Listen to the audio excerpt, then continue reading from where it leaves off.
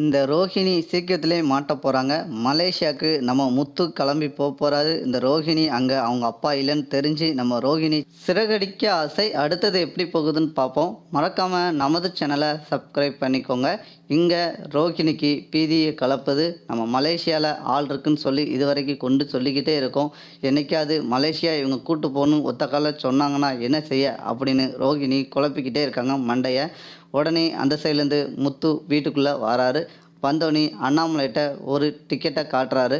இது என்னடா கண்ணா, டிக்கெட் பெருசாக இருக்குது, ஃப்ளைட் படம்லாம் போட்டிருக்கு, இது என்ன, எங்கே போகிற அப்படின்னு கேட்குறாரு அண்ணாமலை.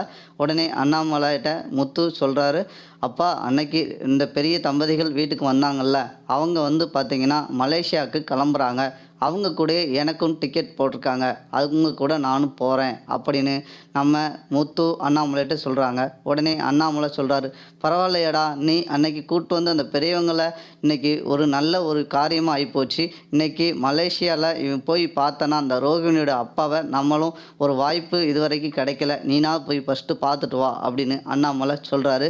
சொல்லி முடித்தோடனே அந்த சைட்லேருந்து நம்ம ரோகிணி வராங்க. என்ன, நீங்கள் மலேசியா கிளம்புறீங்களா, ஏன் அப்படின்னு கேட்குறாங்க.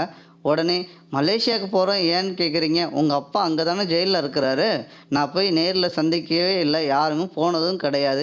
இப்போ ஒரு வாய்ப்பு கிடச்சிருக்கு, அவங்க அந்த பெரியவங்க கூப்பிட்றாங்க, அவங்க வீட்டில் தங்கிட்டு அதுக்கடுத்து அவங்களுக்கு மலேசியாவில் எல்லா பக்கமும் ஆளும் இருக்குது, அவங்க மூலியமாக போய் நான் அவங்க இருக்கிற இடத்த சந்தித்து உங்கள் அப்பா வெளியே கொண்டு வர்றதுக்கு ட்ரை பண்ணுவோம்ல அப்படின்னு நம்ம மூத்து சொல்கிறாரு.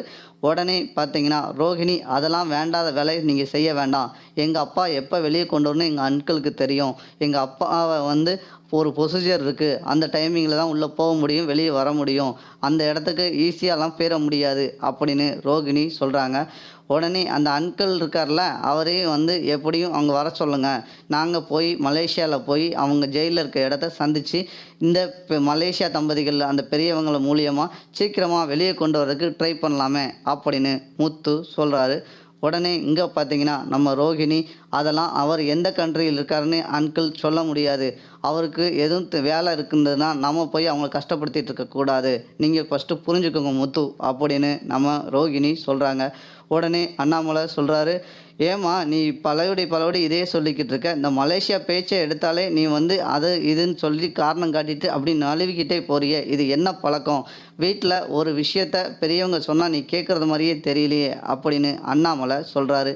இல்லை அன்கிள், எனக்கு அங்கே மலேசியாவில் ஆள் எல்லாரும் இருக்காங்க, தெரிஞ்சவங்களும் இருக்கிறாங்க, அதுக்கு நேர காலம் வரும்போது தானே அன்கிள் அதை செய்ய முடியும், இவர் இஷ்டத்துக்கெலாம் செஞ்சு அங்கே மலேசியாவுக்குள்ளே போக முடியாது, இவர் வேணால் மலேசியா போய் சுற்றி பார்த்துட்டு வரட்டும், ஆனால் எங்கள் அப்பா இருக்கிற இடத்துக்கு இவங்க போக முடியாது, நானே எங்கள் அப்பாவை வந்து பார்க்கறதுக்கு எப்போ போகணும் அவங்க சொல்கிறாங்களோ அப்போ தான் போக முடியும், அவங்க இஷ்டத்துக்கு நம்ம கூப்பிட்டாலும் போயிட முடியாது, அவங்களுக்குன்னு ஒரு டைம் வச்சுருப்பாங்க, அந்த டயத்துக்கு தான் நம்ம போய் பார்க்க முடியும் அப்படின்னு ரோகிணி பயங்கரமாக சொல்கிறாங்க.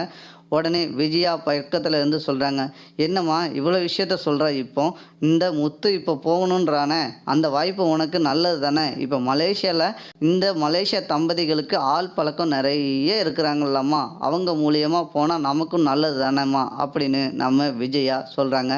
ஆன்ட்டி அப்படிலாம் கிடையாது, அதுக்கு நிறைய ப்ரொசீஜர் இருக்குது, அங்கே எடுத்தன் கவுத்தன் செய்ய முடியாது, கொஞ்சம் வெயிட் பண்ணி போக சொல்லுங்கள், அப்போனா தான் நம்ம அந்த இடத்துக்கு போக முடியும் அப்படின்னு ரோகிணி அதை இதை சொல்லி அப்படி மழுப்புறாங்க. உடனே விஜயா, எப்படியோ முத்து போகிறதுக்கு நீ விடமாட்ட அப்படின்ன மாதிரி நம்ம பார்லமாக்கு பீதியை கலக்குது. அடுத்த எபிசோடு இப்படி தான் நண்பர்களை போகுது. இந்த வீடியோ உங்களுக்கு பிடிச்சிருந்தா லைக் பண்ணுங்கள், ஷேர் பண்ணுங்கள்.